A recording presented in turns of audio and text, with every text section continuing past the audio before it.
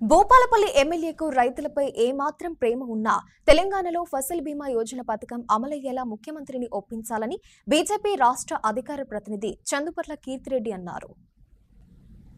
జయశంకర్ భూపాలపల్లి జిల్లా ముగుళ్లపల్లి మండలంలోని రంగాపురం గ్రామంలో ఇటీవల కురిసిన వర్షాలకు దెబ్బతిన్న పంట పొలాలను బీజేపీ భూపాలపల్లి నియోజకవర్గ కన్వీనర్ మోరే రవీందర్ రెడ్డి, మండల అధ్యక్షుడు మోరే వేణుగోపాల్ రెడ్డితో కలిసి బీజేపీ రాష్ట్ర అధికార ప్రతినిధి చందుపట్ల కీర్తిరెడ్డి పరిశీలించారు. రెక్కల కష్టాన్ని నమ్ముకొని పంటలు పండించిన రైతన్నకు అకాల వర్షాలు తీవ్ర నష్టాన్ని మిగిల్చాయని ఆవేదన వ్యక్తం చేశారు.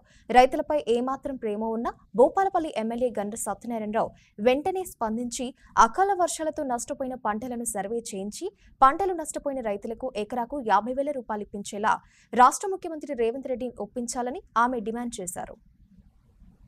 భూపాలపల్లి జిల్లాలో అకారణంగా కురిసినటువంటి వర్షాలకి చాలా మటుకు మిర్చి రైతులు, ఆ తర్వాత మొక్కజొన్న రైతులు, ఆ తర్వాత వరి, ఆ తర్వాత ముఖ్యంగా వచ్చేసి బనానా ఫీల్డ్స్ ఏదైతే అరటి తోటలు ఉన్నాయో అరటి తోటలు విపరీతంగా నష్టపోయింది రైతులు.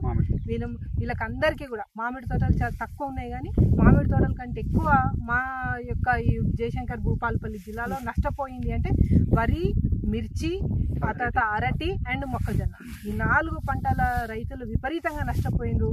కళ్ళాలలో పోసుకున్నటువంటి వడ్లు కొట్టుకుపోయినాయి.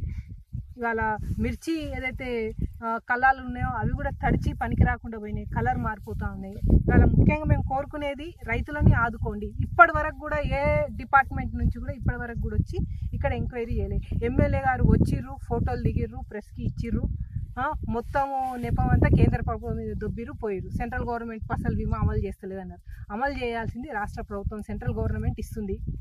ఇలా రాష్ట్రంలో మీరు అధికారంలో ఉండి అన్ని తప్పులకు సెంట్రల్ గవర్నమెంట్ పెడతా ఉన్నారు. ఇలా అన్నీ చూసిపోయి వినతి పత్రం తీసుకొని మంత్రులకు ఇచ్చారు. సార్, మంత్రులకు వినతి పత్రం ఇచ్చుడు కాదు, ఇక్కడ లోకల్ ఉండేటువంటి అధికారులను ఒకసారి ఫీల్డ్లకు వచ్చి ఒకసారి ఎంక్వైరీ చేయమని, ఫీల్డ్లకు వచ్చి రైతులకు గోస అయినామనండి. మీరు వచ్చి ఫోటోలు దిగి ఫోజులు ఇచ్చి పోవుడు కాదు. ఇక్కడ ఉండేటువంటి అధికారులకు పురమాయించండి. ఎన్ని ఎకరాల్లో పంట నష్టపోయింది, ఎన్ని రైతులను ఏ విధంగా ఆదుకోగలుగుతారు ఒకసారి ఆలోచించండి. వినతి పత్రంతో ఒరిగేది ఏం లేదు సార్.